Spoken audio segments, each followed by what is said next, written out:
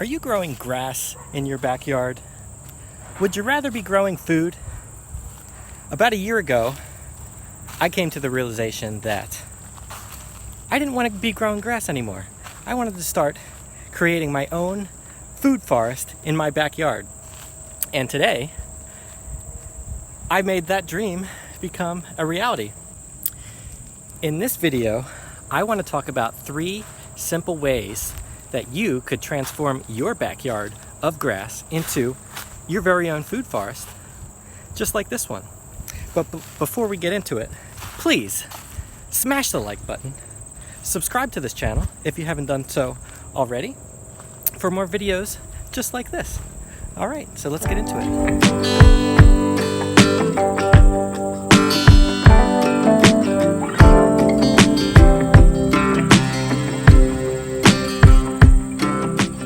So, your very first step involves very simply finding the right space for your garden or food forest. So, the most important part or thing to look for is making sure that whatever space that you are going to do your garden has a lot of southern exposure, or a lot of exposure to the sun throughout the day. Right now it's about 1:30 in the afternoon, and we have sunlight on the entire area behind me. It's covered in sunlight, which is great. But you might want to examine your area and examine how the sun moves throughout that spot that you're looking at throughout the day, and see when you get some shadows and just how many hours of sunlight you get throughout the day.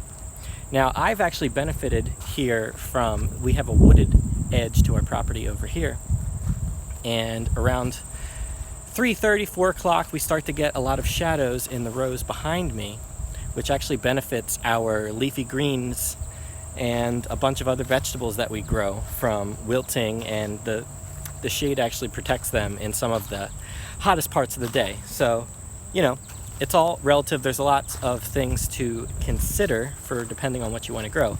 But again, first step, very simply, is to make sure you have lots of southern exposure, a lot of sunlight for your area so your plants can thrive and grow.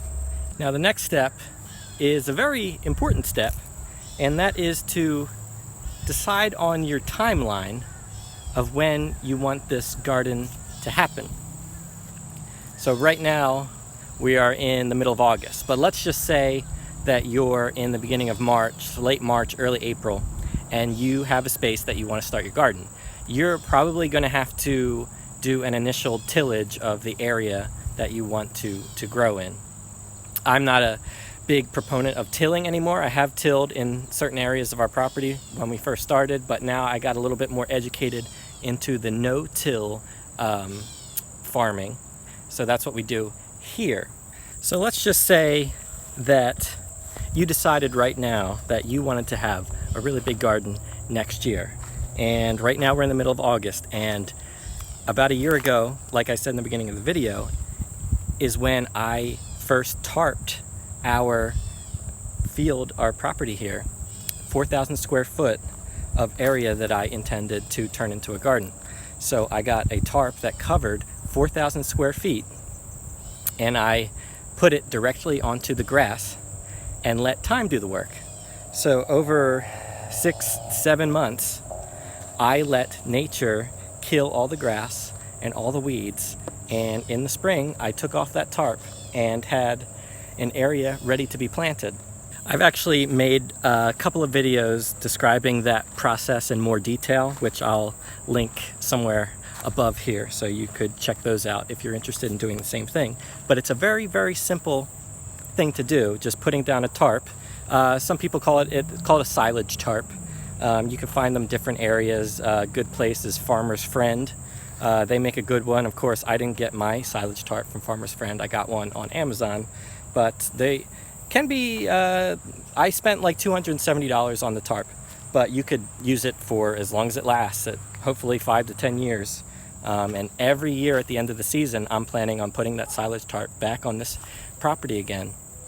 And every year it will keep building up that soil naturally, letting the worms do the work under that tarp, and bring it back to life in the spring. So it's kind of like putting the garden to bed every fall and into winter, and then lifting that tarp up and bringing it back to life. So I think that's pretty cool and simple that anyone could do that. Another thing to consider for when you lift that tarp up in the spring is you might want to do a soil test, which I did after I lifted up our tarp, and they're pretty cool, and you'll get some details on what is lacking in your soil, and it will let you know what you need to add as amendments when you first start planting your beds. And that was really beneficial to me. I found out that we had a low pH in our soil, so I got some limestone to add to all of our beds when we first did the planting. And another thing you'll want to consider is you're going to have to bring in some soil. I recommend compost, and I got 2 big deliveries of compost for all of our garden beds. That was expensive, but again, it all depends on how much you're planning on growing. I recommend starting small and building your way back up. But we have also, instead of bringing in the soil to put right on top of the ground that was tarped, I have planted things directly into the native soil with pretty good success. All of the sunflowers that of course are drooping and dying now were planted directly into the soil and did really well. I experimented with some corn, and the corn did relatively okay. So you can just plant things directly into the ground. It might not be the most, the healthiest soil to start, but it takes time. You'll build it back up, and you can grow things directly in the soil if you add the right amendments. Now, the last and most exciting step, I believe, is simply to decide what you want to grow. And the easy way to figure that out is to grow what you enjoy eating the most, which will make the whole gardening thing the most fun for you. But if you really want to build or create a food forest, I'd recommend thinking a little bit more long-term at first by planting some perennials like fruit trees and berry bushes. And that's what we've done on this property. Now we have a row here of apple trees behind me.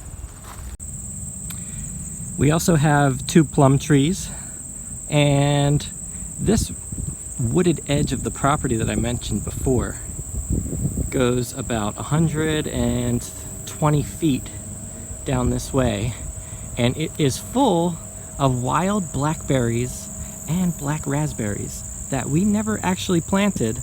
And of course, they've all kind of died back now, and I don't have much to show you, but they're a very delicious snack while I'm working in the field, and can come over here and just grab some of juicy goodness over here that's just growing naturally, which is awesome.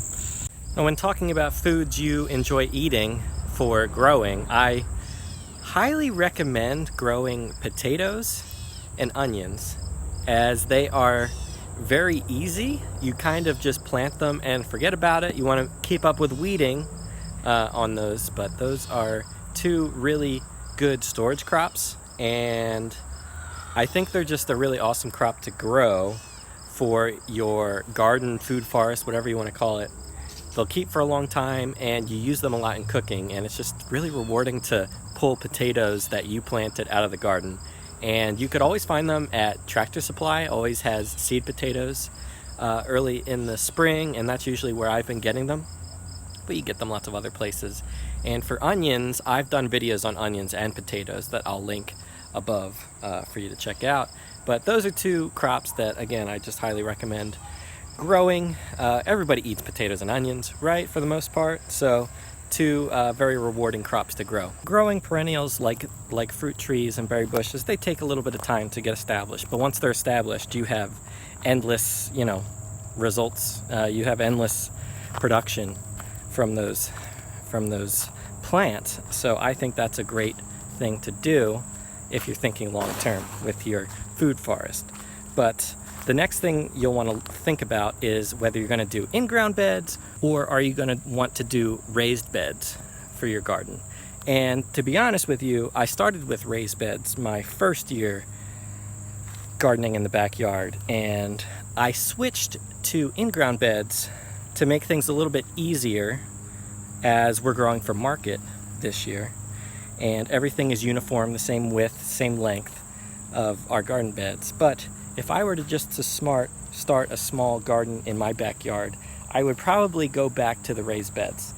But the reason I got rid of my raised beds, I made them a little bit too wide, made them 4 feet wide by 8 feet long.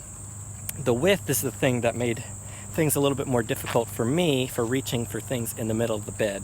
So if I had to do it again, I would probably do 2.5 feet wide raised beds and maybe make them a little bit longer, like 2.5 feet wide by 10 feet. Or you could change it up and do however much space you have in your space. You could make the length of your raised beds fit your circumstance and make it work in your space.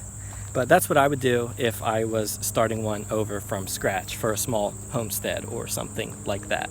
I really think the raised beds just look really nice and sharp, and they're really easy to add more if you decide you want to expand your garden in following years. It's very easy to add more raised beds. So again, I'd highly recommend raised beds if you're just getting started in building your food forest. And that's it. Pretty easy, right? And then you reap the rewards of all your hard work and grow lots of food.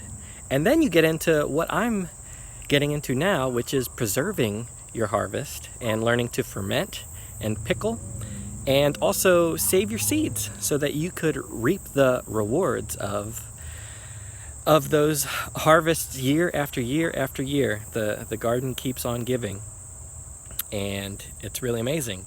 So all of that stuff's really fun too. So again, let's recap your plan to create your own food forest in your backyard. You make a plan, find a spot that gets lots of sun, then you want to either till the area that you want to grow, or if you have enough time, you can tarp an area in late summer, early fall, and keep it tarped until early spring, and then grow your garden from there. Then you can take that tarp off in the spring and start planting your perennials, your berry bushes, and preparing your beds for all that food. All of this might sound very easy and simple, and that's because it is. But it definitely requires work, hard work, dedication. But I promise you that when you transform your backyard into a food forest, all of that hard work will be worth it. Growing a garden is good for the soul, connects us to nature, to our roots, and I believe that gardening has actually helped me become a better person. It's very therapeutic, and I wish that for everyone. And I just wish for everyone to be more connected to nature, to the land. And growing your own food, growing food from your own garden is a great way to become more connected. And that's what I think the world needs more than ever. So that is going to wrap up this video. I appreciate you watching. If you like this video, please give it a thumbs up and subscribe to our channel for more content just like this. It would really help me. We're very close to 100 subscribers, just need a couple more. So I'd really appreciate it if you would subscribe to our channel if you're watching and you're not subscribed. And that is going to wrap up this video. Thank you for watching, and we'll see you next time.